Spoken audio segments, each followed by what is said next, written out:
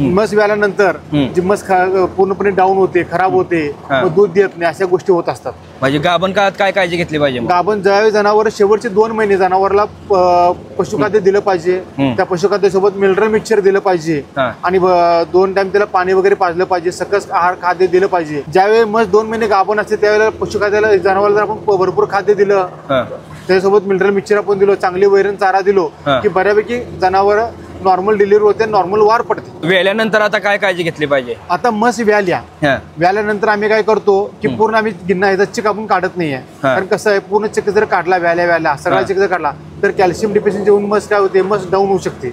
एक दुसरं व्याल्या मशीन आम्ही काय करतो, जो सपोर्ट जे आहे ज्याच्यामध्ये कॅल्शियम फॉस्फरस म्हणा ते आपण देतो. त्याच्याबद्दल आपण टेम्परेचर चेक केलं पाहिजे.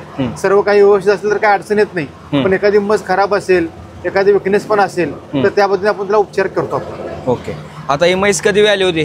काल पाटे. म्हणजे आता नॅचरली ज्याचा वार पडला नसल्यामुळे तुम्ही डॉक्टर इथं बोलवले.